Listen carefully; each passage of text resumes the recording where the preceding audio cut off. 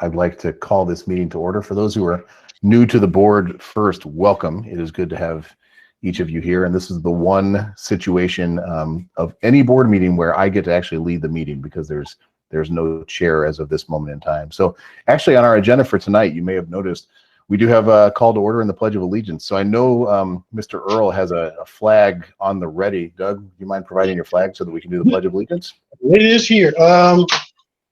This way? For my eyes, it would be the other way, but I'm not trying to tell you which way to do it. It's double-sided. Perfect. All right.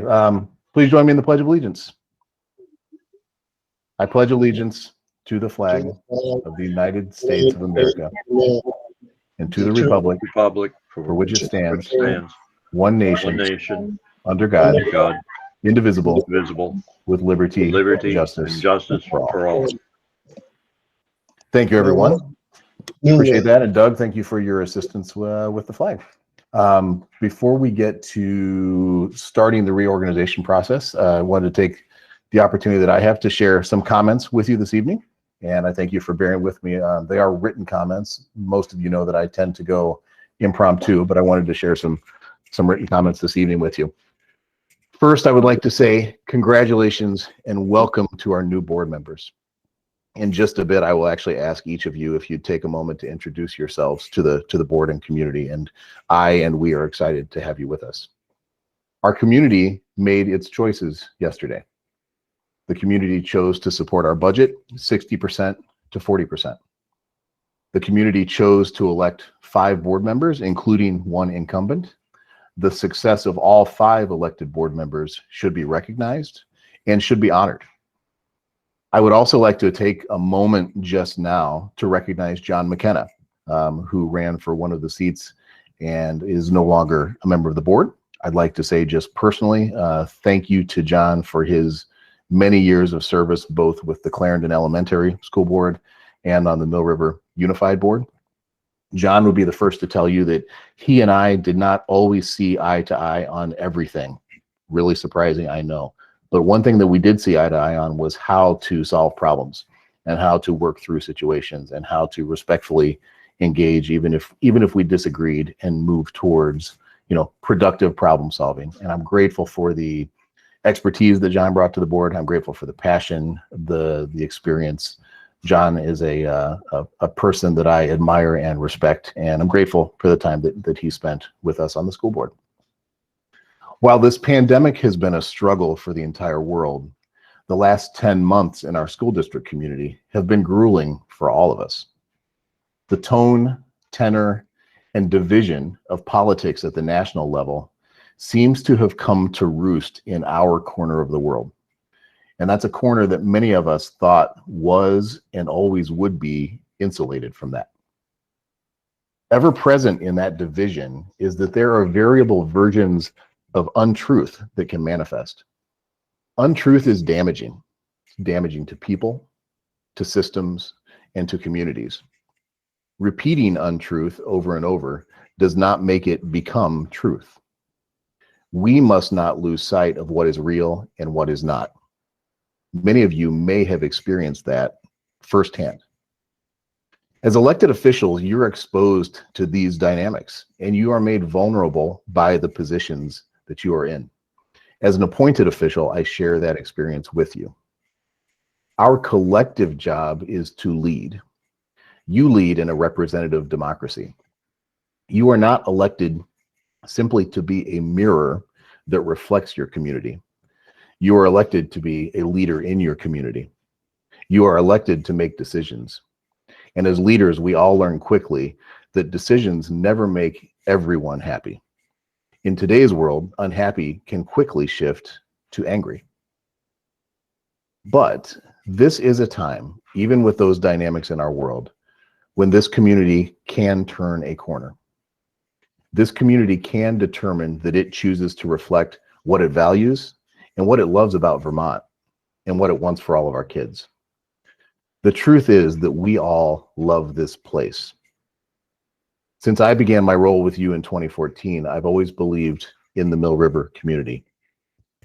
I've always believed that this community has the passion, the compassion, the talent, and the grit to be what it expects and what it believes about itself. Coming out of this local crisis in the midst of a global crisis may be the ideal time to claim our place and decide what we want this community to be. What do we want to be? I can tell you, as a school district of educators, we have strived to be a place that others in the state look to in order to see how good things can be done. Despite any narratives to the contrary, we are in fact that place. Our board leadership has helped to get us there. As a community, I believe that we also can be the place that others look to see how good things can be done. To do that, we have to do our part together with respect, with love, and with truth. For everyone and from everyone. I sincerely would like to thank the board for the opportunity it's provided me to serve previously and to lead into the future in this context, where we all work together to lead with sincerity and truth. I'm grateful for that opportunity, and I'm excited about what lies ahead for all of us and the opportunities that are ahead for our district and our community on the whole. With that, I'd like to take some time to allow each of our new board members a chance to introduce themselves. And if it's okay, just based on how you're arranged on my screen, I'd like to start with Samantha Green. Samantha, welcome. Would you mind telling the board and the community who you are, where you're from, and just a little bit about yourself? Sure. Hi. Like you said, I'm Samantha Green. I use she, her, but I've never minded a good they, them, theirs. I live in Shrewsbury. We lived here for about 5 years now. My wife graduated from Mill River. My little sister-in-law did too. I worked at Castleton for a while, where I got to, get my own graduate degree while I worked there in administration. I also watched my little sister-in-law become a nurse there. So that's, education's always been part and parcel with my life. And this opportunity arose, and I was really excited for it. I'm still excited for it. And I can't wait to get to going. So thank you, Shrewsbury, for your vote. Great, Sam. Great to have you, and welcome. Next on my screen, I see Bruce Morton, but I know Bruce has some microphone issues. So Bruce, I'll throw it out to you if there's anything you'd like to put in the chat, whether you'd just like to read it on us to read it on our own, or if you'd like me to read anything out loud, happy to do so. So just let us know via that venue if that's okay. And then we're on to Matthew. And Matthew, I want to make sure that I say your last name properly. So can you just coach me off the bat, and welcome, and love to hear about you. Sure. My name is Matthew Gouchberg. I do go by Matt typically. I have lived in Clarendon for about 5 years. My wife grew up here. She's a 1997 graduate of Mill River. I work here in town. I also work in Killington. And just touching on what Dave Yance was saying, I've never met John personally. Couldn't even pick him out of a lineup. But after I won the election yesterday, he was the first person outside of Facebook that actually reached out to me to congratulate me. Said a lot about his character. I felt his comments to me were sincere, and I would like the opportunity to get to know him someday. I really felt like he took everything with grace and showed a lot about his character. So thank you, John. Matt, good to have you. Thank you for those comments on the whole, and thanks for those comments about John. I think we all appreciate that. I'd like to move on to, and I want to make sure I do names properly. I'm going to say Asha Carroll. Is that correct? That's correct. Perfect. Hi, everyone. I'm Asha Carroll, and I've just been elected to represent Tinmouth here on the board. My husband, Andy, and I moved from New York City to Tinmouth 5 years ago. We moved here to build the foundation for our life together. We were married 4 years ago in our backyard right here in Tinmouth, and we moved here to build the foundation for a family someday too. So that's a big motivator for me, and has been in my desire to be here on the board. I really believe in supporting both the students present and future in our communities. So I work as a communications professional, and I'm a small business owner. And I'm a former teacher and curriculum writer myself, both in New York City and in Boston schools. Thrilled Excellent. To be here. And thank you all for getting me here.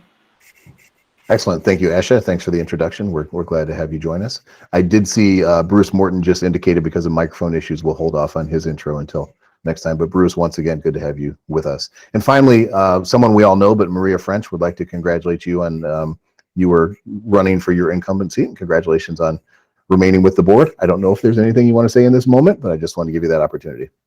Oh, thanks, Dave. Thanks for the congratulations. And thanks to Longford for re-electing me. It's an honor to serve you all and to work with this group. I really appreciate all that I've learned and all that I've been able to contribute to. So thank you. Excellent. Thank you very much. So my next responsibility, before I have to turn over any responsibility for anything, is we need to identify a board chair, and then the board chair will lead us through the rest of our reorganization process. So I am seeking any nominations for the role of board chair.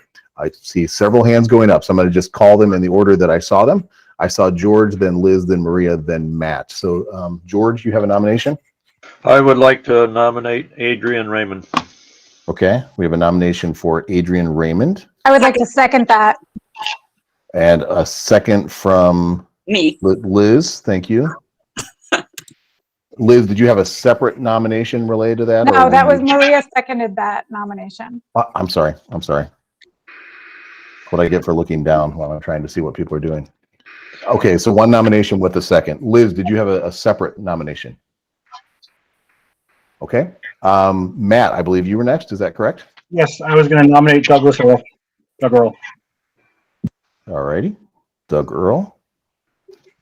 Is there a second in terms of nomination for Doug Earl? I see Len. Okay, Len's got it. George. And are there any other nominations for the role of chair? Yeah, we'll get it, I'm sure. Hey, Doug, you're unmuted, just so you know. Wish I had known that earlier.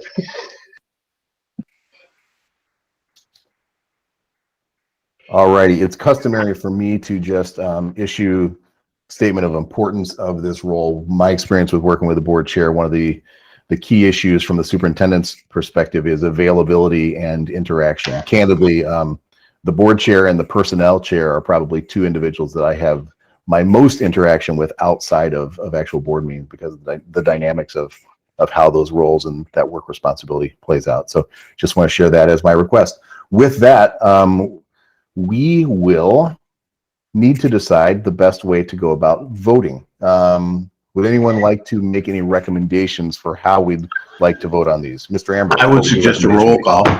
Suggest a roll call? Yes. George, is that what you're going to say? Yes.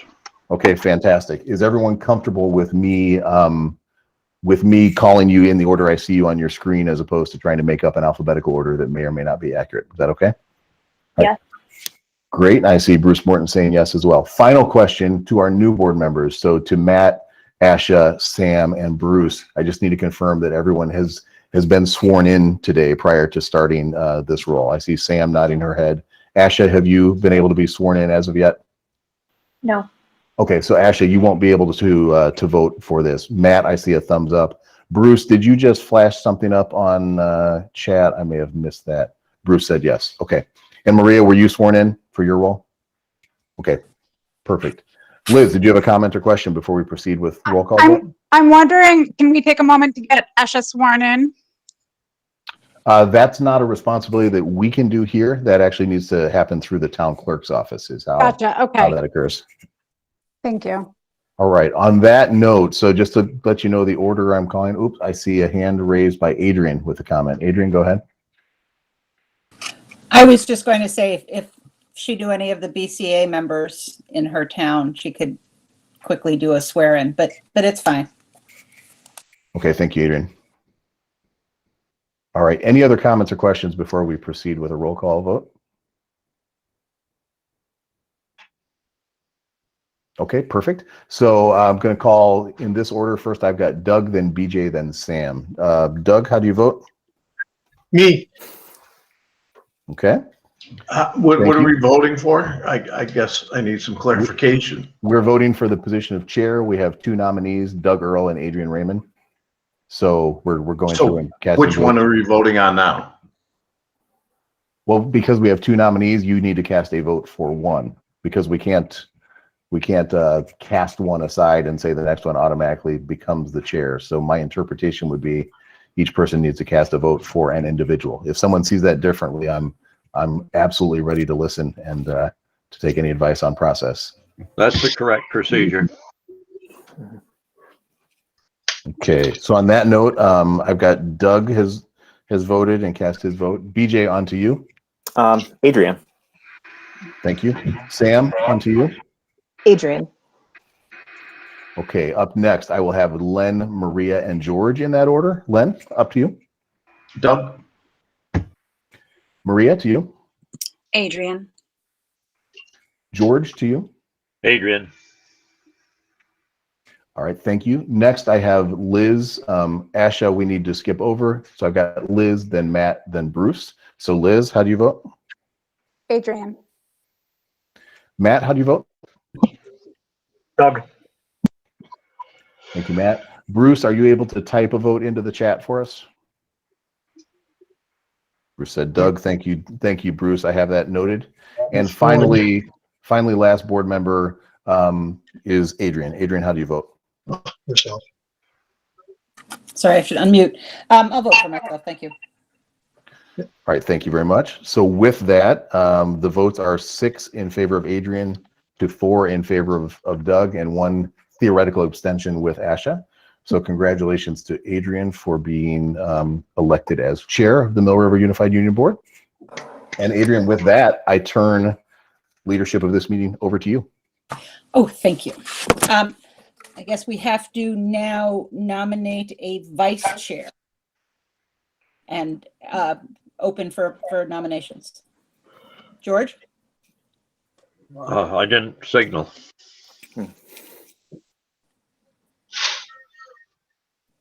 Liz? I'm signaling, and this is Liz. Oh, I'm sorry. I saw George come up on the screen, so I thought he had No. made the sound. Liz, That's all right. what was your nomination? I would like to nominate Maria French to serve as vice chair. Okay, is there a second? Yes. And that was Sam. Thank you. Yep. Adrian. Yes. I actually, can you nominate yourself? Can you nominate yourself? Sure. I'm Yes. interested in the position. I believe you can. So Okay. I'll second. Okay. So we have BJ and Maria so far. Are there other nominations? Adrian, just a quick question. Is your screen set up one where you can't see everyone? Do you want me to call the hands? That would be lovely because I can't. I can only see the little tiny squares. I was detecting a little bit of that. Yeah. So I see And that Matt's yeah. Matt's hand is up. Matt, what do you have? And I don't see Matt at all. I'll nominate Doug. Okay. Is there a second? Second. I didn't hear that. Who did Matt nominate? Doug. Earl. Doug? Okay. Yes. So are there any other nominations? I do not see any other hands raised, Adrian. Okay, so I guess we'll go through the same process. We have Maria, BJ, and Doug that are nominated for vice chair, and Dave will call our Will do. names and we can vote. You betcha. So once again, in this order, we'll have Doug, then BJ, then Sam. Doug, for the role of vice chair, how do you vote? Self. Okay. Thank you. BJ, for vice chair, how do you vote? self. Sam, self is not an option, but for vice chair, how do you vote? Maria. On to Len, then Maria, then George. Len, how do you vote?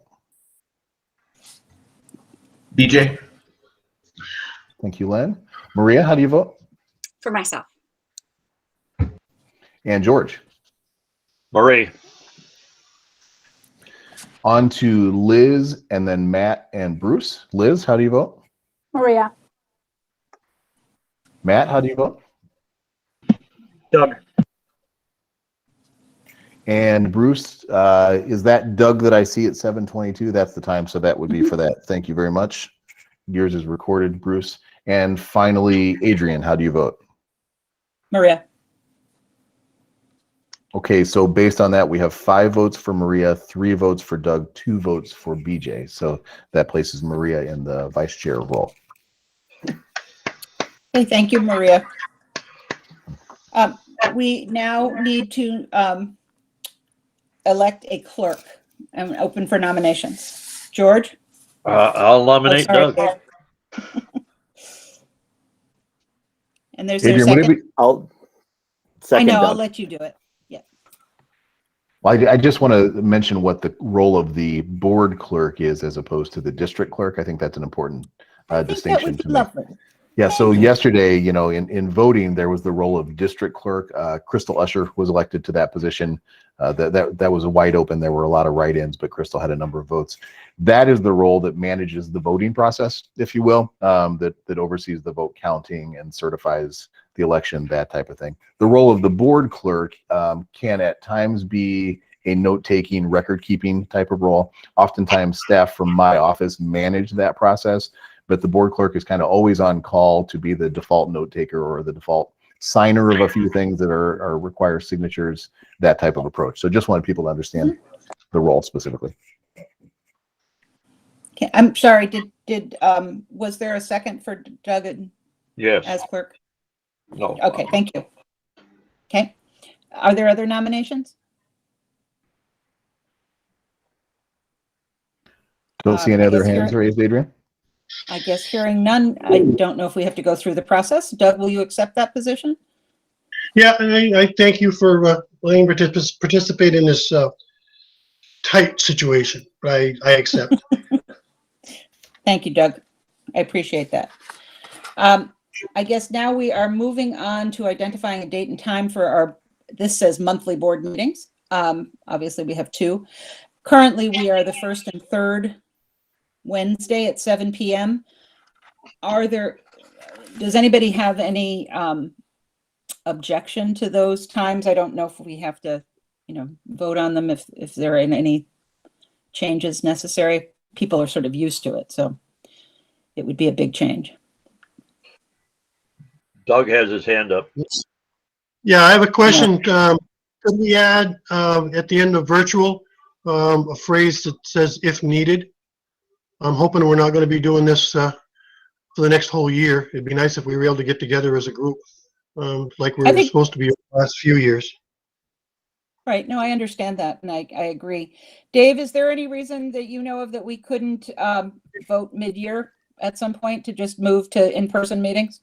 Yeah, you've got the power to change this organization anytime you want to. That's an option. But Doug's point about just, adding something to this document works as well. If I were to make a prediction based on signals from the AOE, I would not see the meeting guidance and directives we've gotten for this year changing before the school year's over. But summer and fall, we're probably, hopefully, looking at a different context on the whole. So we could look to that changing, hopefully. Okay. I don't know. I mean, I have no objection to putting as needed, Doug. I mean, I think that's perfectly reasonable. Does anybody have any objection to adding those words to our schedule? Thanks, Bruce. Okay. All right. We'll leave it with as needed after both virtuals. We need to identify locations for posting of our warnings.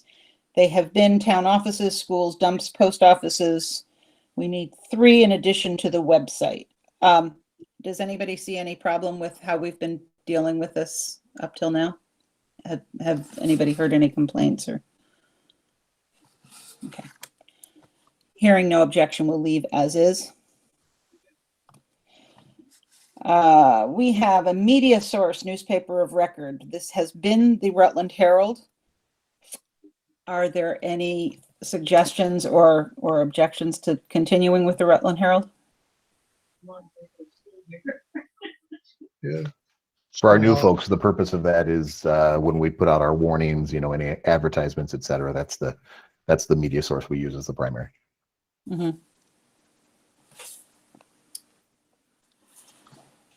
Okay, I guess seeing nothing that people are objecting to, we will leave it at the Rutland Herald. Identify the bank. We have used People's United Bank. I see Stan is on the call. Is there any reason to change that, Stan, that you could bring up?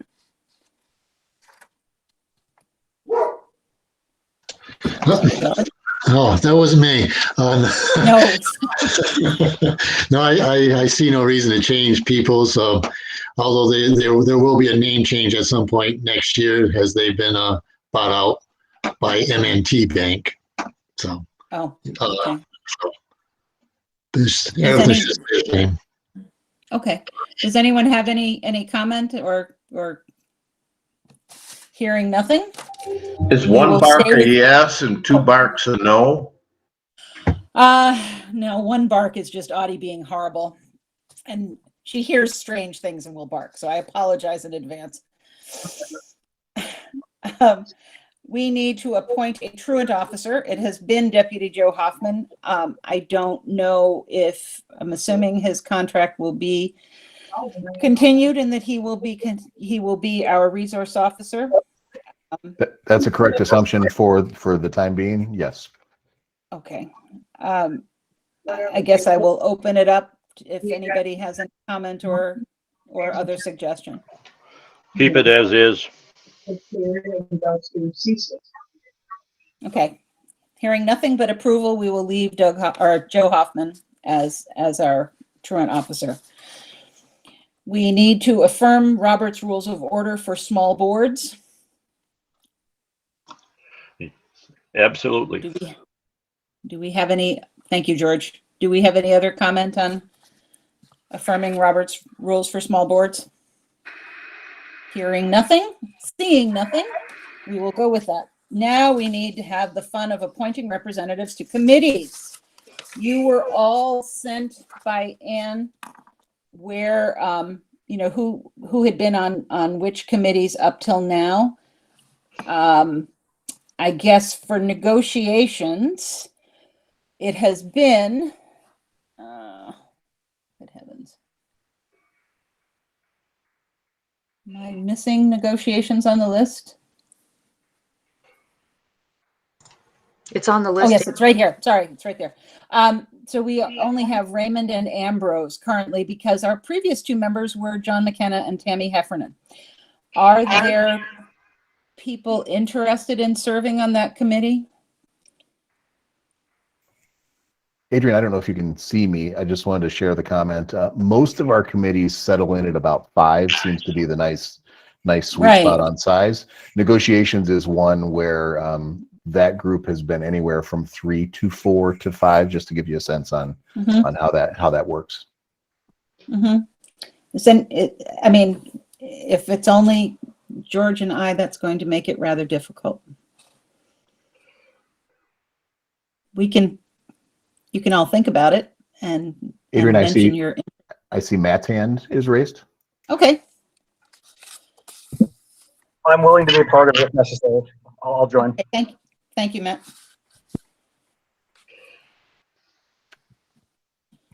That will at least give us 3, and if anybody would like to join in later on, that's fine. George, I'm assuming you will stay on for the moment? For the moment. Okay, thank you. Now we get to finance, which has been Filsco, Ambrose, and Raymond. So that also could definitely use more members. Who is interested? If I may. Yes, George? For new folks, you're more than welcome to be on more than one committee. In fact, in the past, I've been on as many as 5, but it's part of the job. 4 by 6. 4 by 6. Adrian, I believe I saw Doug's hand. Doug, did you raise your hand for finance? Yeah, I did. I'll be getting, my retirement's going to kick in the end of June, or excuse me, the end of May. So I'll have plenty of time when it starts to go back up. So yeah, it'd be a good idea. Great, thank you, Doug. I'm not Anybody seeing else? any other hands. Not seeing I anyone would jumping also in. like to point out that you can, you can come to any meeting that we have, and if there's an opening on the committee and you decide that you enjoy it, you can become an official member. But you can certainly attend any meeting. So right now we have, for finance, we have 4 people. I think George has a question. Just wondering if Dave caught Bruce's email. Yeah, thank you. Just seeing that. So two things. One, I see a note from Asha indicating that she has just been sworn in. So Asha, you're able to vote from here on out. So thank you. And then a note from Bruce, great point. For new folks, maybe just a brief description of each committee would be in order. And Adrian, I am glad to defer to you for that, or if there's any input you'd like me to give, or maybe the previous chairs might be good at painting a picture of the various committees. I think that would be very helpful. Liz, would you like to go through what's expected of a finance committee member? I would actually, can everybody mute themselves, please? Thank you. We have a description of each committee, like a 1 or 2 line description of each committee. Do we know where those are? Because we spent a lot of time on that. On the website. They're Oh. on the Mill River website. Okay, let me track down the link and I'll put that in the pull chat. that up because I don't want to misspeak.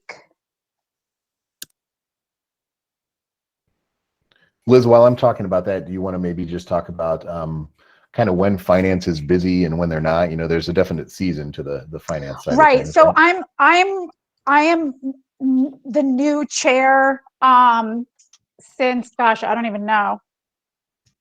Adrian, do you know July, August, September? I have no idea. But we are very busy around budget season.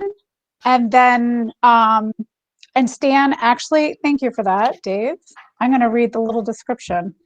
We're very busy around budget season, and then otherwise it's pretty standard. So I am going to read our description because we spend a lot of time working on the one-liner. So the purpose of the Finance Committee is to develop a district budget with input from the administration for adoption by the full board and to meet periodically to ensure its sound oversight.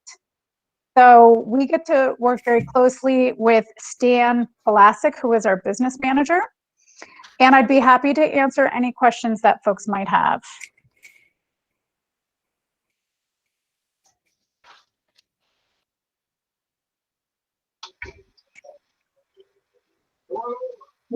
Hello? Liz, do you have a time that you normally meet? Any of the week and time? Yes, thank you, Doug. So we typically meet, and I'm looking at my calendar, I believe the 4th Monday of the month at 4:30. So 1, 2, 3, 4. Yes. So we have been meeting the 4th Monday of the month at 4:30 p.m. But I would like to add that finance sometimes meets outside of that, and also at the first meeting of every committee, those meeting times can be adjusted for the new members. So don't let that be the deciding factor in whether or not you can join a committee. So I guess we have a last call out for finance. I'm interested in serving on the finance committee. That's Asha, Adrian. Yep, thank you, Asha. Thank you. Popped up on the screen when she spoke. And I think maybe we should also be open to just kind of going through everything, letting everybody think about where they might wish to serve, and then we can maybe circle back or allow people to follow through with an email follow-up, you know, indicating where they'd like to serve or where they see themselves serving. It's also, as I said, possible to just come to meetings, and if you decide that this is something you're interested in, then you can join the committee, provided it is not full, and we don't have very full committees at the moment. So as the moment, we have Philsco, Liz, Doug, Asha, and myself, and George, you're still on that, or aren't you? Yes, you are. Yeah. Thank you. Is that okay? Yep. George? Okay. Yes. Then we have personnel. Dave, would you like to read personnel, or Len, would you like to give the spiel? I think I can speak to it. Basically, the job of the personnel committee is to vet new hires, provided information from David in terms of what's taken place in the interviews. One of our responsibilities is in terms of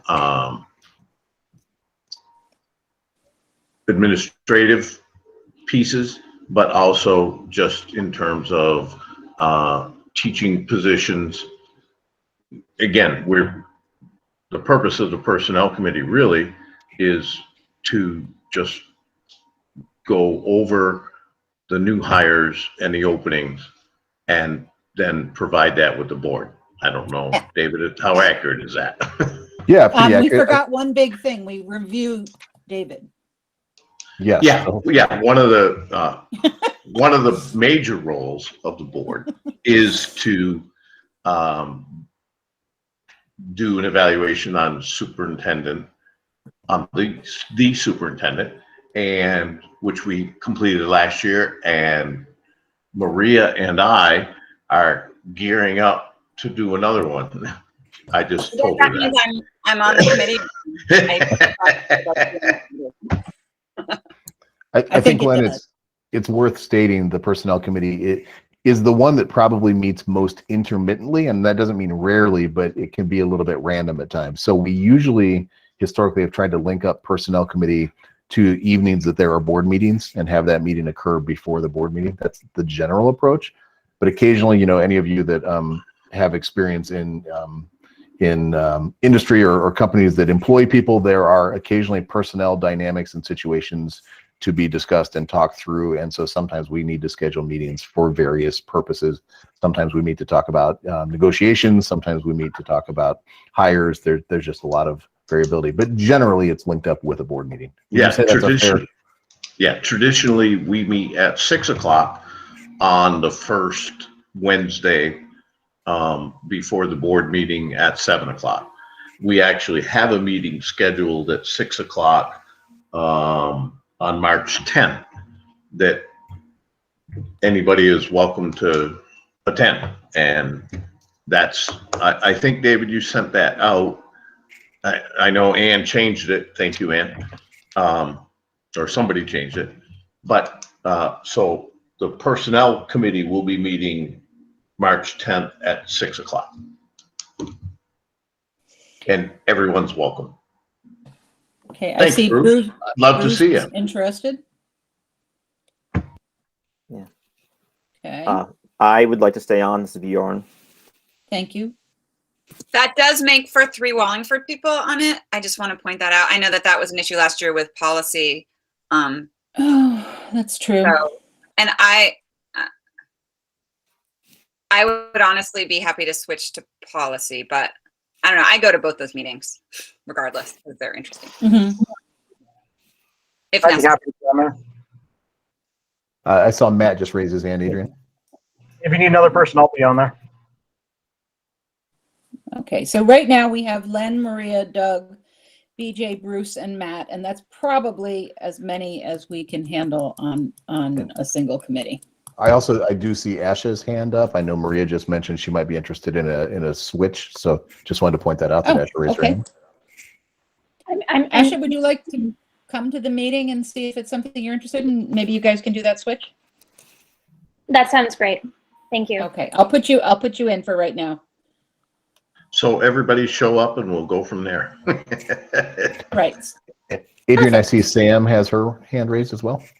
Just while we're in between, I had some time to marinate, and I would like to sign up for negotiations if we can go backwards. Okay. All right.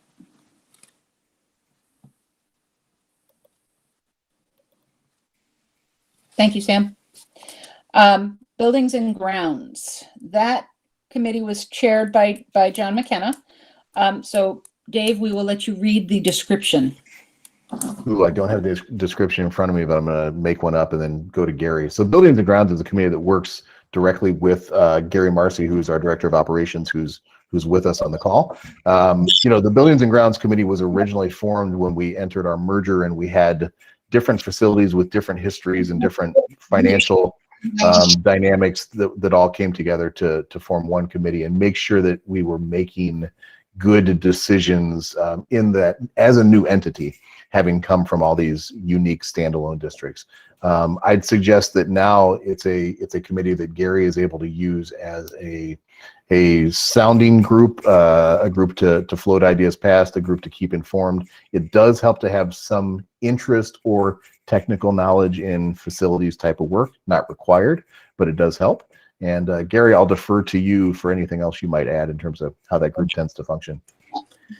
Typically, we would get together the first Tuesday of every month to allow us to have a meeting just prior to the board meeting the next day on Wednesday, so that issues that come forth at the committee level can then be taken to the board the very next day. We deal with everything buildings, grounds, and transportation as well. The transportation department is actually within the buildings and grounds division, if you will.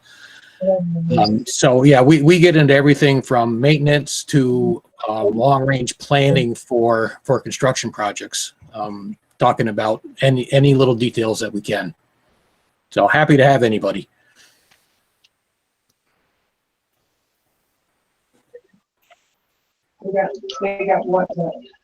Unmute. Hey, there you go. Yeah, I noticed that. Thank you. So right now on buildings and grounds, we have George, Doug, and Maria. Matt has his hand up. Yeah, I can't see anything, so thank you, Lynn. I would prefer to step off the committee, please. Okay, I will take you off. And Bruce put something out that he would be interested. Len? No, Matt has his hand up. Oh, Matt. I'm sorry. Was Len talking? Yeah, I'd like to be on that committee as well. Okay. Thank you, Matt. So we would have now. Not Len. Bruce. Yeah, I know. I said Bruce and Matt. So we have Bruce, Matt, George, Doug, and no longer Maria. That's correct, Adrian. Okay. It's a good situation. They had big red marks. Okay. Doug, you're unmuted. Now we have policy. BJ, would you like to speak to that? Yeah, I'll take this one. Commonly, what we've done with policy is ran it on the first Tuesday of the month, right before buildings and ground.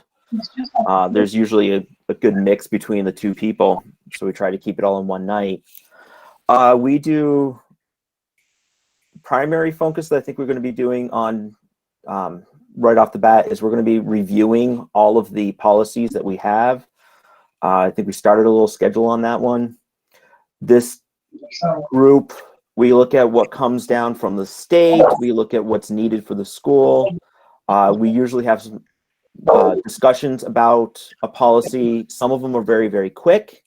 Some of them take months to really hash out what the actual wording is. And if you're an old Mill River person, there's a lot of this, we call it snarky. John was our newer one, but so especially if you are good with grammar and like that stuff, that's something that does help too in wordsmithing. So yeah, that's policy. Adrian, I see Ash's hand and I see Bruce. I know that BJ got Bruce as soon as he said if you're interested in grammar. So Bruce says, okay, grammar. I'm in as well. I see Len and Maria. It's Ruth. Okay, so Liz, are you still interested in being on policy? I was actually just going to jump in and say if there are people interested in coming on, I am happy to come off and look to see where I can be utilized. Okay, so I will take you off that. So we have Astra, Bruce, BJ, Len, and Maria. And I would like to say that usually the chair is sort of they're just automatically on every committee. Whether they go to every committee is another thing, but that's how that works. Is anyone else interested in policy? I don't see any other hands, Adrian. Cool. How about community engagement? Maria, would you like to take that? I would love to take that. Thanks, Adrian. So on the one sentence is that the purpose of the Mill River Community Engagement Committee is to increase school board visibility and access and build board engagement capacity and skills with the intention of informing district vision and goals. And that's a big mouthful, but it's about supporting the board to engage with the community. So like the community conversations that we just had, that's part of it. And if the board needs, if there's some issue that's come up and the board needs like supporting materials to help them have conversations with community members about it, we'll help work on those. Or if someone needs sort of pointers on how to cope with a situation or whatever, we're here for support and for strategizing how we can better take advantage of engagement with the community to make the district a better place. And I'm in. I want to be back on it. I love engagement. Thank you. So Maria, I see Go ahead. Sam's hand and Asha's hand. Okay. Were both of your hands up because you wanted to join? Yes. Okay, thank you. So now we have Maria, Liz, Sam, and Asha. Is anyone else interested in that committee? I don't see any other hands, Adrian. Okay, on this, it says that's all the committees. Thank you, people. And there it says authorize the chair to sign warrants in an emergency. Is that something that we need to vote on? Yes, that is something we should vote on just so that that's officially on the record. Could somebody make a motion for authorizing the chair to sign warrants in an emergency? I will. Thank you, George. Is there a second? I'll second Bjorn. Is there any discussion? I mean, this doesn't usually come up unless it maybe during vacation when we haven't had a meeting, or if something needs to be signed, as it says, in an emergency, where a check has to go out and the warrant has to be signed. That's the kind of situation where that kicks in.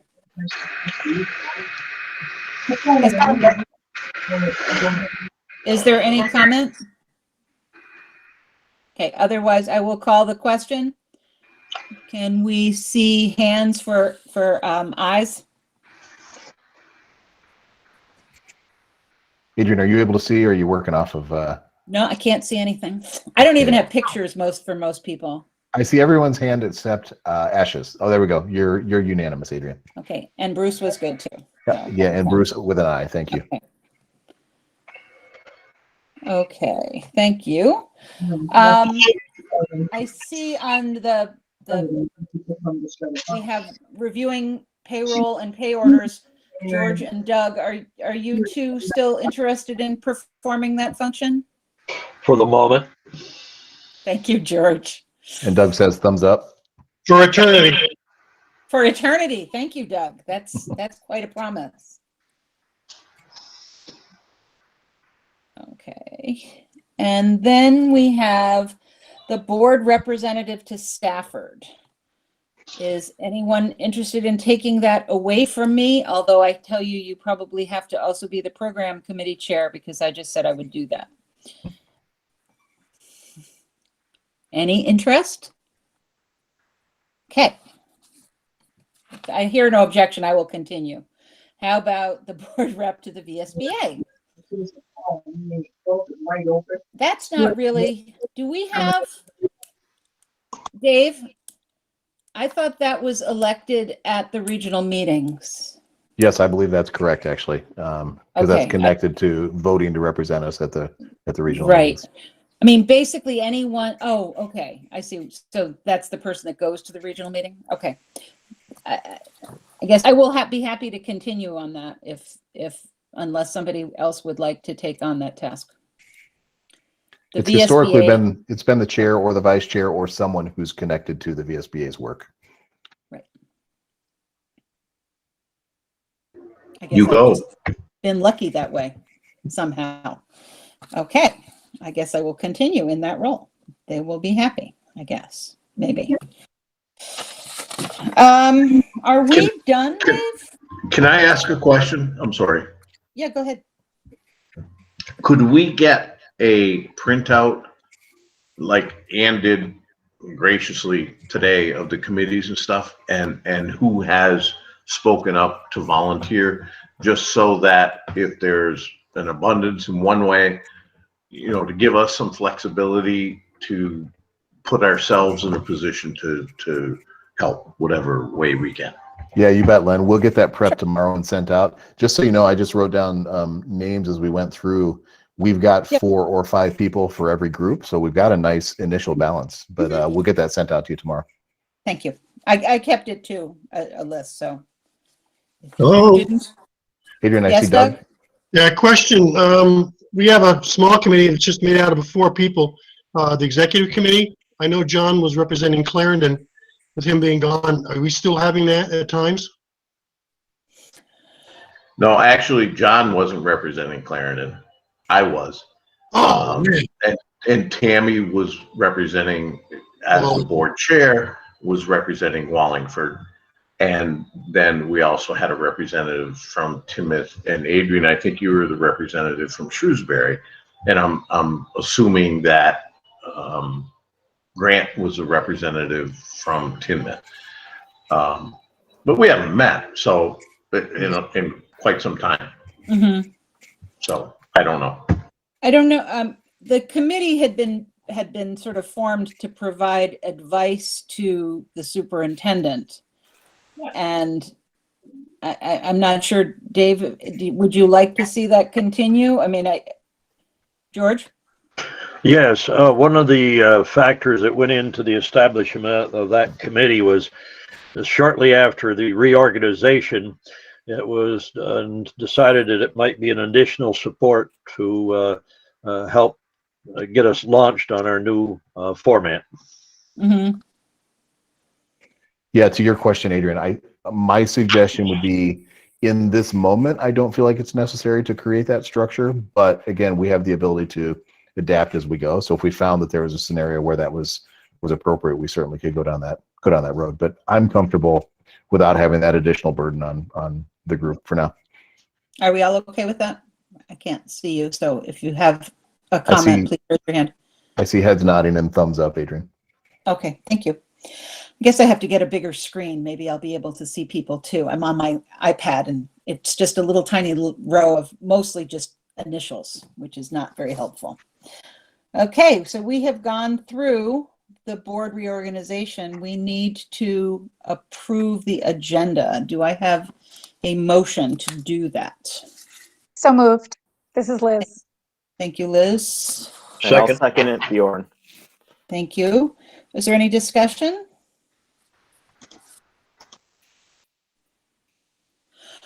Hearing none, I'll call the question. All in favor? Aye. I believe I see all affirmatives, Adrian. Okay, thank you very much. You may want to call for a voice no if there are any no's. Just want to throw that out. I was going to do that next. Awesome. Is anyone objecting or voting nay or abstaining? Nope. Okay. So I guess we will put that down as unanimous. Then we have an approval of minutes from 2/3/21. So moved. Thank you, George. Second? I second. This is Liz. Okay. Are there any corrections or discussion of the minutes? I have a discussion point just to new board members. This was really confusing to me. My first board meeting of like, I wasn't at that meeting. Should I vote for it? Thank you, And Maria. you are welcome to abstain if you were not part of that meeting. And I think legally you are actually allowed to vote yes. Right. If you choose to. Right. But feel comfortable abstaining if you don't want to vote yes or no. I think that's the point. Any other comments? Okay, I will call the question then. All in favor, please say aye or raise your hand. I see thumbs up, except from the folks who may abstain. Okay, do we have any opposed? Do we have abstentions? Matt has his hand raised for an abstention, and I'm not sure on Bruce. Bruce said aye, so thank Yes, you. We're he all did. set on that. Okay. And then we have Let's see, minutes for 2/25/21. Do I have a motion? I'll make that motion. This is Liz. Thank you, Liz. Is there a second? I'll second it, Bjorn. Thank you. Any discussion or corrections to be added to the minutes? Hearing none, I will call the question. Who is all in favor? Please say aye or raise your hand. Thank you, Bruce. We good, Dave?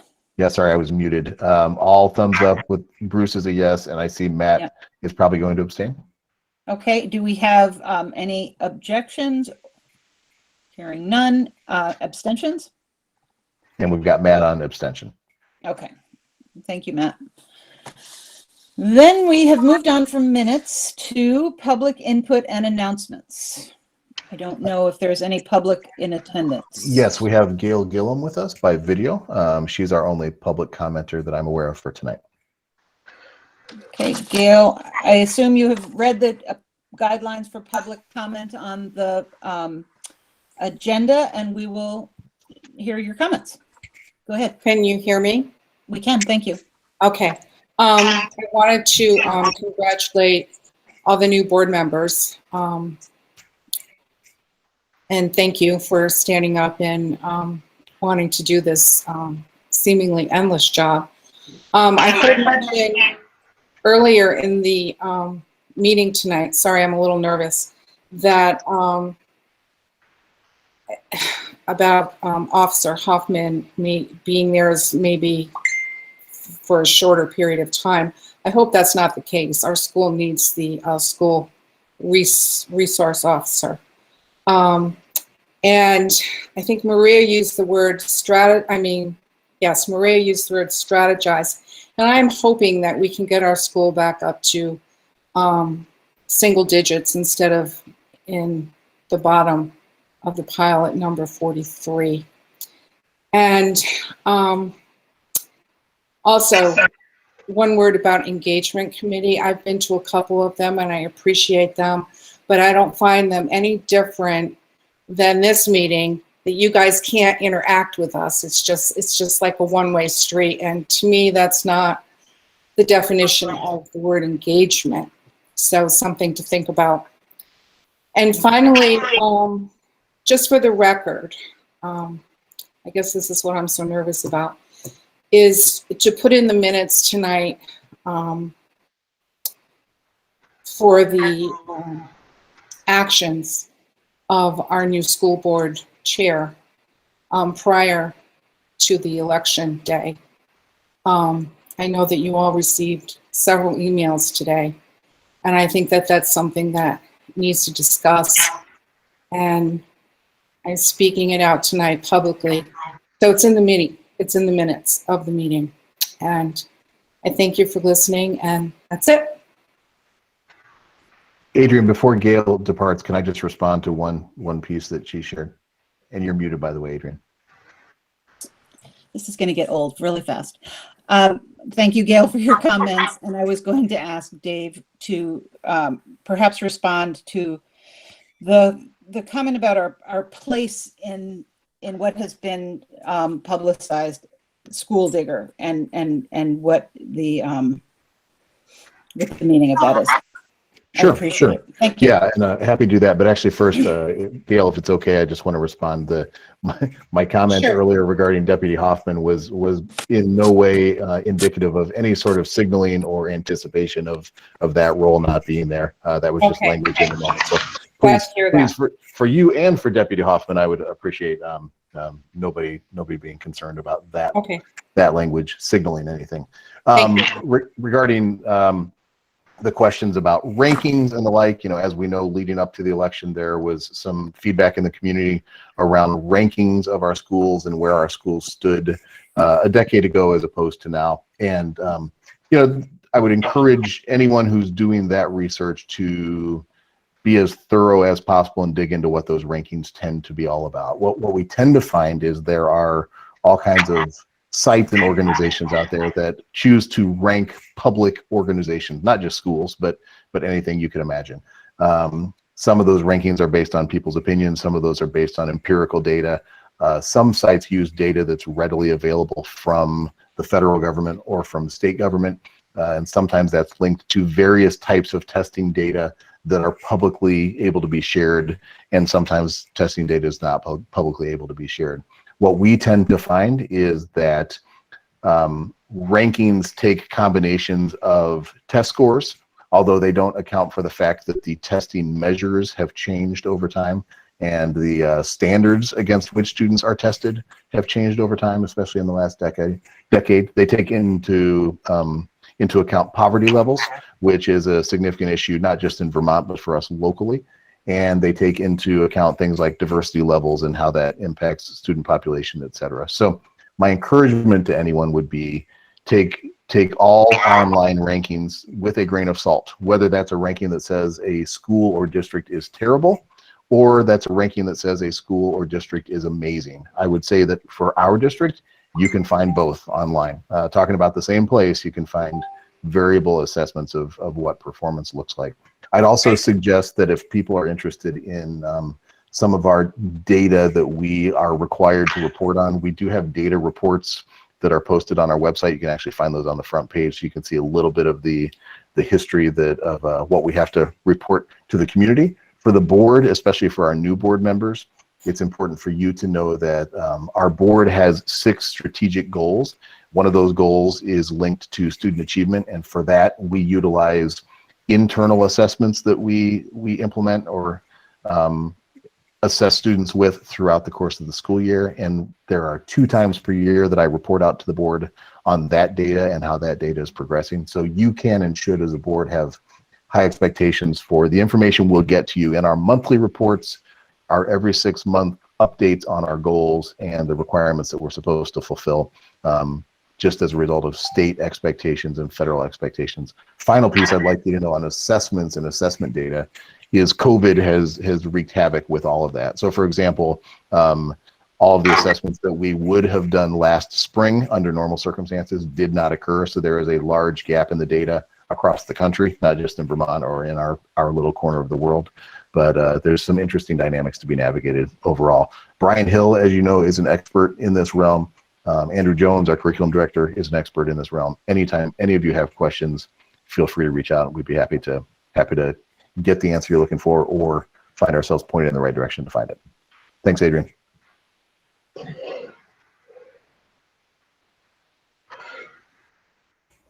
Still muted, Adrian, just so you know. Thank you. That would help. No other public comments? Not that I'm aware of. No, that's it. Okay.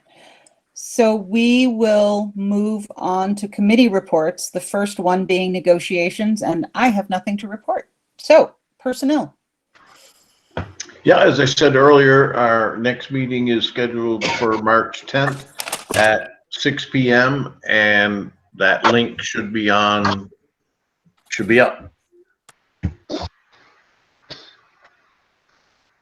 Okay, thank you very much. Policy? Okay, I would actually have a motion to make. I would like to make a motion to approve the elementary program enrollment policy for a first reading. And you are making that motion? Yes. Okay, thank you very I'll much. second it. Thank you. That was my next question. Is there discussion on this topic? Yeah, Len will. Okay, hi Len, go ahead.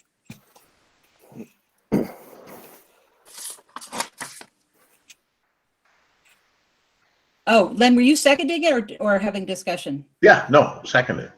Oh, thank I you. think, Okay. isn't that what I said? Maybe I'm confused. I thought I'm I sorry. said I'll second it. Yes. I was actually looking for my little cheat sheet and I probably lost track. Is there any discussion on the policy? Because I don't know if everyone has read it. I hope so. This was something that came out, I don't know, BJ, would you like to speak to this? And I'm calling on the previous chairs of the committees to take care of this activity, and BJ is was our past chair. Yeah, I probably should have gone into a little bit more with it. Yeah, so the elementary program enrollment policy was created to really help clear up how we enroll, especially now that we have preschool in our school systems. So a big date that we have to put out there is I think May 15th is one of the registration days. And especially for our preschool, that helps us determine priority of who gets in or who's able to enroll, because we do have limits at the preschool level. At the someone explain number 4-year-olds. Okay, actually, David, do you want to go talk about this a little bit more? Yes, I'd be happy to. BJ, I just need to get the draft policy in front of me because it's in a different spot. So please bear with me for a second. My internet's kind of wacky, so. And Dave, you have a request to explain number 4. Yeah, yep, you got it. Yes, so good to go here. Essentially, Bruce, to your question, the answer would be, it depends. It depends on how full the particular class is. So like if we just imagine a 4-year-old classroom, you know, the students who were in the 3-year-old group the year before, we have to populate that class, and we've got to do that based on some logical timelines. So the first timeline, the first checkpoint is that that May 15th decision point, at which point we take the existing 3-year-olds and roll them up. We see how many openings we actually have available. We place first with a focus on students that are from the local town. Then we would look at students from other district schools who have interest, and then we would look at allowing people from outside the district on Act 166. There is a scenario with pre-K that has limits on enrollment based on the size of the physical space and the supervision regulations that are required. There is the possibility that a class could be capped out, let's say by June 1st. I'm just making up an arbitrary number.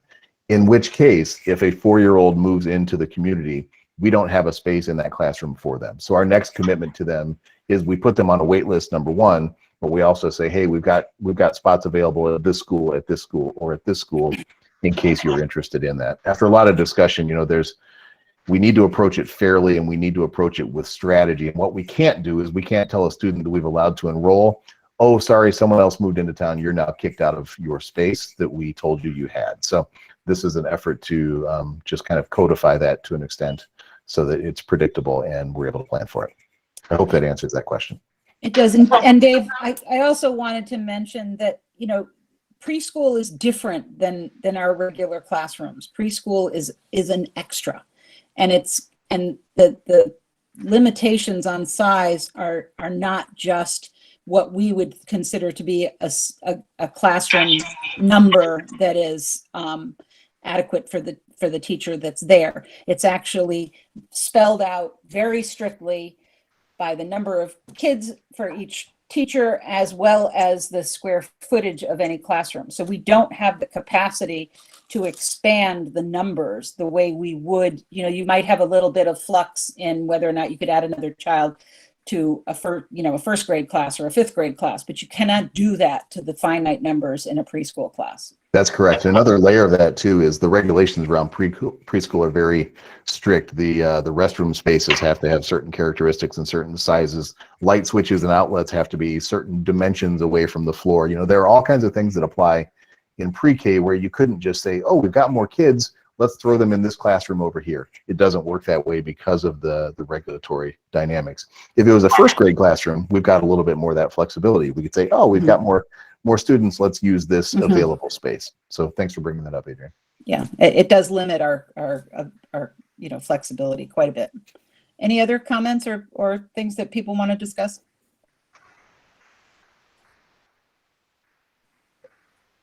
Okay, otherwise I will call the question, and this is for the first reading of this policy, correct, BJ? Yes, that is correct. Okay, all in favor, please raise your hand. Adrian, I see all hands, and Bruce is abstaining when the time comes for that. Okay. I'm sorry, I was hearing feedback. All opposed? No signs for opposed. Okay, abstentions? Is Bruce the only one? Looks like just Bruce, yes. Okay, so Bruce is abstained.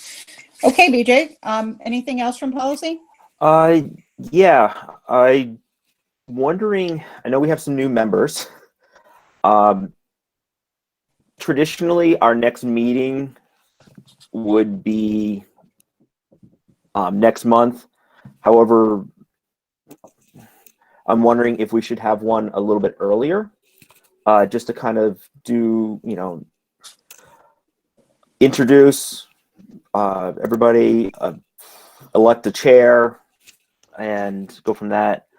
So I'm going to make a recommendation of Tuesday the 16th at 5 for a policy meeting. If the people who volunteered for that member would be interested in that. I will not be available at 5 on Tuesday. Yeah, do you want to shoot for the 10th since personnel's meeting at 6 and maybe meet at 5? I just throw that out there. I'm willing to do that too. So, so 5 o'clock meeting on the 10th.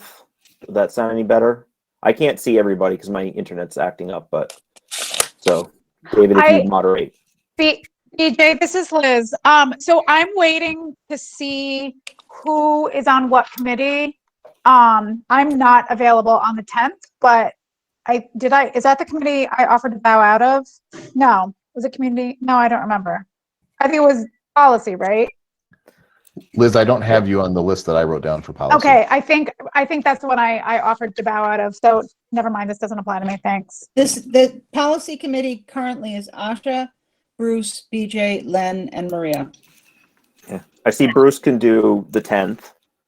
And I may need to step down. I didn't realize that it was 5 o'clock on Tuesdays, and that's a problem for me. I'm sorry. Maria, what if you really want to do it, or do you want to make a? The 10th is a Wednesday, right? The 10th is the Wednesday that you suggested. Oh, it's a Wednesday? Oh, I'm good to go. Sorry. Thanks, Len. That was helpful. I'm going to go. Well, we'll talk about it at the meeting, but I'm going to try and get paired up again on. We'll have to talk about it on the 10th, what day we want. Okay. But I figured we should. Yeah. Yeah, and I'm planning to do the same with personnel. If we can just do 2 the same day, Okay. 1 at 5 and 1 at 6, then let's do it, and then we can go from there. Okay. So, Asha, are you available by any chance? I know you're one of the newer members there. Yes. Thank you, Bjorn. Wednesday, March 10th at 5 p.m. works well for me. Okay. Thanks. And I see Bruce says he's available on the 10th as well, BJ. Okay, so if we can get that on the calendar, we'll make that happen as one of those for this month. Can do. Adrian, can I just really quickly talk about the first reading and how we process that for our new board members? That'd be great. Thank you. Yeah, so you just voted on the first reading of that elementary program enrollment policy. So just so you know how that works for our new folks, now we have to warn that publicly. So we put an ad in the Rutland Herald. It has to run at least 10 days prior to the board meeting at which it will be voted on. So our next board meeting is the Wednesday the 17th, St. Patrick's Day. So by the 7th, at least, we have to have the ad in the paper that says we plan on voting on this policy.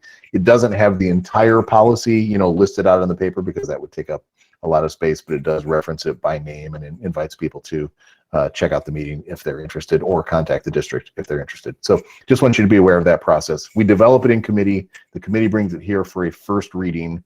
When the board approves that, then we warn it, and then we'll ask you again on the 17th to officially adopt that policy, just as a matter of process. Thank you. Anything else, BJ? Or Bjorn? Yeah, no, I think I'm good. And Which either would name you works. rather? It doesn't matter. Oh, good, because I'm used to saying BJ, so that's good. Okay, now we come to buildings and grounds, and I'm not really sure how we get a report on that since John is not there. Is there anyone who went to the last buildings and grounds meeting that would like to report out? Or Adrian, perhaps if no one Gary? else is willing to, I can speak Yeah, quickly to I it. was just gonna ask. Um, Thank you, Gary. Actually, we should have had a meeting yesterday, but because of town voting, we did not. The meeting prior to that, actually, there was not a quorum present. So we really were unable to have that meeting. So it's been a while since we have had a meeting. There really isn't anything pressing or urgent to discuss at the moment, which would then put our next upcoming meeting into April 6th would be the date for that. And what time were they running, Gary? We usually start those at 6. Okay. The people that are on, thank you very much. The people that are on Buildings and Grounds are Bruce, Doug, Matt, and George. Is the 6th of April at 6 p.m. satisfactory? And you guys will have to elect a new chair.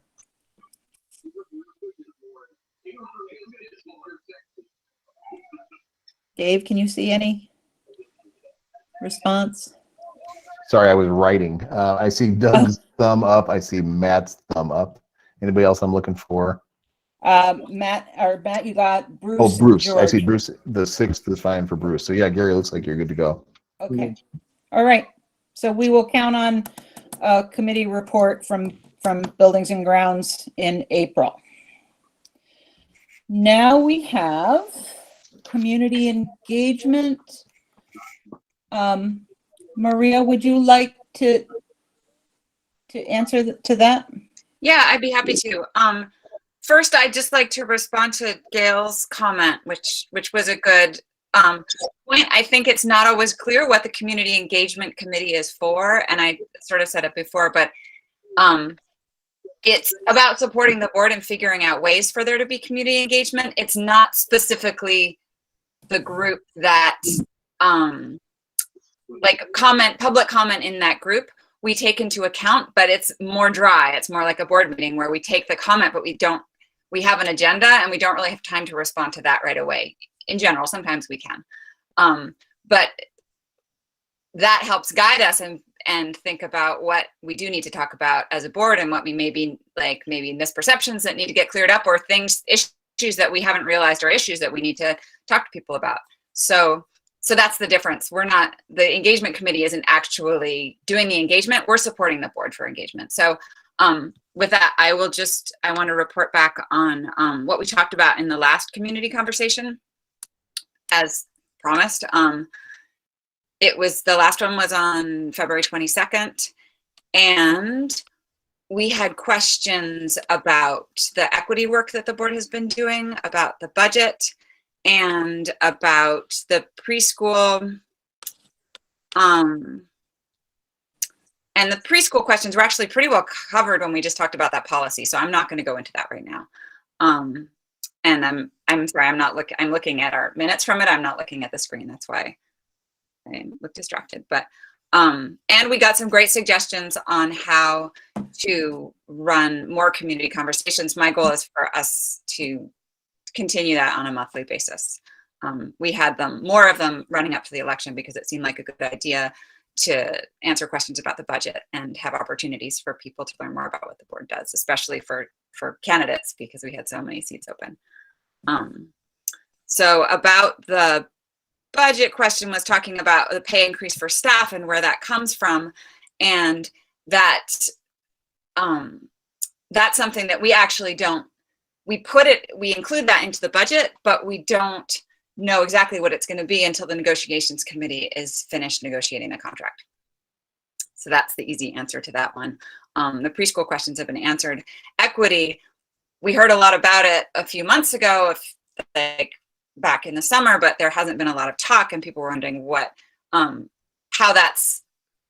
how students are benefiting from the work that we've been doing. And for the moment right now, we've been having trainings for the board, for the administration, and for the staff, and providing the educators and administrators with the tools that they need to better support students. So that's where we're at with that right now. There is a 3-year equity plan that I believe is available on the website. Am I right saying that? That's correct, Maria. Yes. Okay. All right. So if you're more curious about that, please find it on the website. And great suggestions for continuing the conversation are to ideally have them in person. I mean, hopefully by next year we can start doing that, but right now we still have to do it online. But also some people said it was helpful to have a theme that we could, so that they knew what they were getting into when they came. Some people did still feel like it was good to be able to bring up anything. I think a theme is helpful. We'll talk about it more at the next meeting. And also to share the questions and also to record it so that, because these are questions that if one person has them, a bunch of people have them. So I can't say how we're going to decide. This is a committee decision, but we'll talk about it at the next meeting, which I would like to propose will be on, sorry, let me get to my calendar. March 9th at 6:30 p.m. Does that work for the majority of the equity committee, of the, sorry, community engagement committee? Anyone? Does that not work for anybody? That's the most important. That's Maria, Liz, Sam, and Asha. Yes. What time was that, Maria? 6:30 p.m. And everybody is welcome to come to that and invited. 6:30 p.m. on Tuesday the 9th. Going once. Sounds like you're it. All right, we're on. Okay. See you there. Thank you. And finance is last. Liz, would you like to speak to that? Yes, certainly. And I have to apologize because now that it's my turn to speak, I have two dogs that are wrestling under my chair. So I beg your pardon. Anyway, good evening, everyone. I want to welcome the new board members. I look forward to meeting you all, hopefully in person at some time soon. This evening, we have pay orders and payroll for approval. For pay orders, from the general fund, I have a pay order in the amount of $230,272.03. Also from the general fund, a pay order in the amount of $19,521.30. From ASP, that's after school program, $541.17. And finally, from our food program, I have a pay order in the amount of $3,821.69. For payroll, I have dated, and could I ask, if you're not muted, please mute yourself. Thank you. There's terrible feedback. For payroll, I have dated February 26th. Regular payroll in the amount of $542,205.58, and dated March 1st. Payroll in the amount of $6,020.52. And I beg your pardon because I'm dealing with dogs wrestling. I want to go back and just say that the pay orders total $254,156.19, and the grand total for regular payroll is $548,226.10. I would like to thank George, who had a look at all of the registers and approves them, and I had a look at them as well, and I would like to make the motion to the board that we approve these pay orders and this payroll as presented. Thank you. Do I have a second? Second. Thank you, George. Is there any discussion? Not hearing any discussion. I will call the question. All in favor, please raise your hand or say aye. Adrian, I see all ayes as far as I can tell. Good. Okay. Thank you very much, Liz. And I'll just add before before we move on, the next meeting of the Finance Committee is Monday, the 22nd at 4:30 p.m. And I regret that I personally can't meet before that because I build my entire schedule around school board meetings. And so I beg your pardon, anyone who wishes to join the committee is welcome. March 22nd, Monday at 4:30 p.m.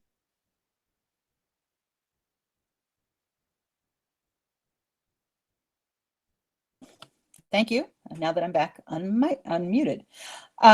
we are at the part of the meeting that is transacting other legal business. Do we have any other legal business to transact? I do. George? Yep, surprise. I was not surprised. Anyways, Pat, hang on. The past couple of days, I've had a vigorous debate with myself, and I'm not sure how it came out in terms of win or loss, but the result was I've created a letter here that I wish to read to the board. So, dear fellow board members, I would like to inform you of my formal resignation from my position as a Mill River Unified Union School Board member. I understand that my term of office will not conclude until next town meeting day, but I have been unable to fulfill my duties as a board member for several weeks and feel compelled to resign. At 80 years of age, I find that my drive and energy level are not sufficient for me to keep up with my current obligations. In addition, my wife and I find ourselves in the position of having to provide care and oversight for extended family members with significant health issues. Without reservation, I would like to state that since the reorganization of our school district, I have never worked with a finer group of people dedicated to ensure the best possible education for the youth in our area. We have worked together with civility and mutual respect for each other, and I believe we have accomplished significant educational goals for our students. Now, new members, do not be afraid to reach out to the old hands for help and advice. I would like my final day to be Friday, 3/12/2021. Please accept my apologies for the short notice and any inconvenience that may arise because of my action. I wish you individually and collectively the best of luck going forward with governing the Mill River District. Sincerely, George Ambrose. God bless you. George, I don't know what to say. We will miss you completely. Thank you. Do we have to accept your resignation? I suppose. I think he's going to have to mail in his quips, though. Yeah. I can do that. Okay. I'll read them. I'm for it. Just for BJ, if you've got an extra minute, I remember a story about a father trying to teach his young daughter a lesson in finance. So at the age of about 7, he gave her $25, and they decided on how much she was going to put in the bank and how much she could spend. So the next day they went to the bank and sat down with the bank manager to open up an account. And they were filling out the application, and the little girl was providing the answers of her name, address, telephone number, and all that. And then they got to the question of, what was the name of your last bank? And the little girl looked up with a bright smile and said, Piggy. George, we will miss you so much. I personally will miss you intensely. We have been working together for so long. I'm very regretful that you are in this position to have to resign. Thank you, George, from Lenny. Thank you very much. You've been a mentor to me, and I appreciate that. So thank you. George, you have been, go ahead, sorry. Lenny, you and I have had many vigorous discussions, but we've all ended up respecting each other. I appreciate it. Dave, George, I just want to say that you've been so kind, so pleasant, and really a patient and generous mentor to all of us. So thank you. I'm sure this was a very difficult decision, so I applaud you for your courage, and I will miss you. Thank you. Adrian, could I share two thoughts? One, you may. Thank you. George Ambrose is a man of integrity. We all know that. We'll miss you. So there's that. Second, because I know that the board is going to ask me, because you should, you're going to ask me, so now what? So how does this work when someone resigns in the midst of of a term. So essentially, I think I heard George say March 12th is your final day. Is that correct, George? Yes. So the way the statute is written for a unified union school district like us is that the board essentially will need to solicit and ask, are there interested people from Clarendon that would be interested in that spot that George occupies. The board can also recommend individuals that might be worth considering. The board has an obligation to consult, and that word is very clear in the statute, has an obligation to consult with the Clarendon Select Board to get their thoughts and opinions and just give them some voice in the process. But ultimately, the board collectively, and that means the board collectively. So it's not just folks from Clarendon or any other town, but all 11 folks, 10 minus George. The board appoints a person to complete the remainder of George's term. So whomever the board would decide that the board wanted to appoint to that role would finish up. You said one more year on your current term. Is that right, George? That's correct. So would finish up until next town meeting day when that position will be up as is normally scheduled. So my recommendation, just as I'm thinking on my feet, would be once we get to the 12th, then the board probably at its next meeting, which would be the 17th, could solicit, publicly like, hey, if you have interest, please contact us in this way. And then you can formulate a list.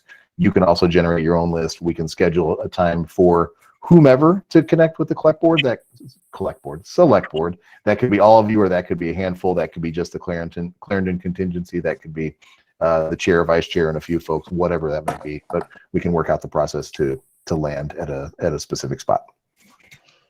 Thank you, Dave. George, do we have to accept his resignation? Yes, you do. Okay. Unless I you guess I'll- refuse to, and then that's a whole other option. George, would you like to make that motion? Certainly. Why not? Okay. A second? As unfortunate as I'll it is. give a reluctant Regretfully, a second. Okay, thank you. Is there any further discussion? No. I'll call the question. All in favor regretfully, very regretfully, please raise your hand. I can still vote. You can still vote, George.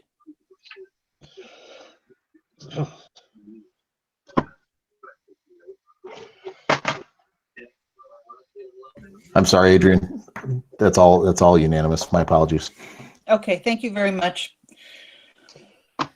George, I have nothing else to say. I will miss you very much. Agenda building, if there's no other legal business. A couple of things. Yep. If I might, I'm sorry. Two things.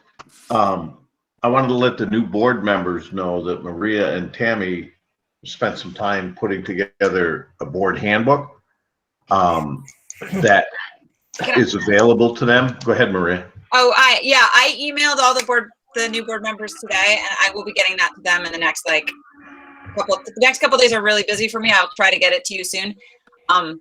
And also that it definitely needs work. So I thought maybe we could get together and talk about what we could, if there are any holes or more questions that they have. How does that sound? That's fine. Secondly, it would be nice, and I say this whimsically, it would be nice if we had a board orientation in person. And if, I don't know, do we have to have it in the gym with us at Mill River or some other building where we're 20 feet apart or whatever? I just think, to me, and this is just me, I miss so much the in-person stuff, to be able to see people and look them in the eye and speak to them. This Zoom stuff stinks. And that, again, that's my opinion. I guess I'm old-fashioned. But so I throw that out there as an opportunity. Can we, at some point, think about a board orientation for all of us in person? Number two, my last thing is I really think, and this is more agenda building, I really think we need to, and I think I brought it up before, we need to take the time to look at our goals as a district, specifically with new folks coming in, and re-examine those goals and make sure, number one, are we progressing towards them, or do we want to change them and update them? And I understand COVID is a whole different thing, but I think we need to look at those goals and take the time. And I think it'll be a great learning opportunity for the new folks to see what our goals are as a board and where we're trying to get to. Sorry, I'm talking with my hand. But so those are my three things, and I'll be quiet. I would just like to second what Yes. Len said. I think it is best practice that we do an ongoing evaluation of what our goals are, where we are in progressing towards that goals, how we are reaching those goals, and do we need to make modifications? So thank you for that, Len. Okay, in answer to the get together, I agree, Len. I don't think it's going to happen yet.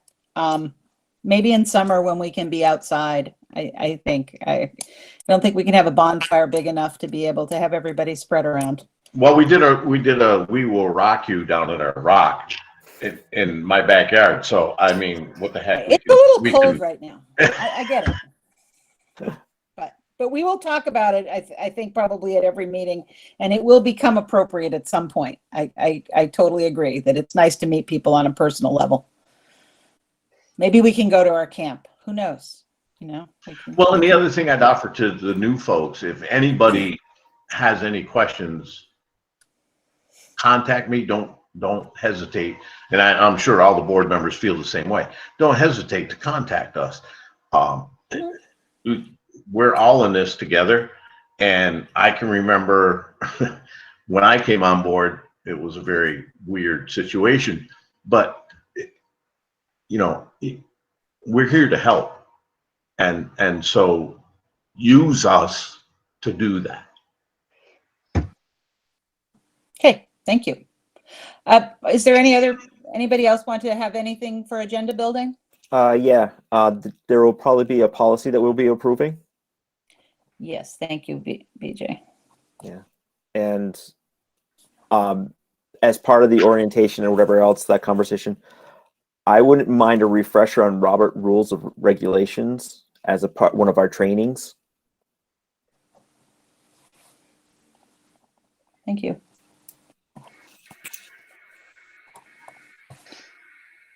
I can resend you that nice little synopsis that Tammy did for us too, if that would be helpful. And I can make the orientation book of a document available to everybody because it also has that. Mm-hmm. Oh, thank you. Okay. Anyone else? So Dave, I guess at some point, I don't know if you can, if we can have that discussion of goals at the next meeting, but perhaps next month.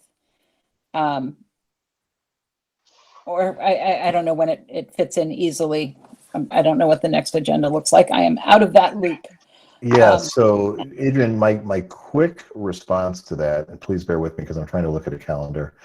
So we did our latest goals update, I want to say it was in mid or late November, scheduled to occur in October, November, and our next one would be scheduled to occur in April. Amazingly, that's next month.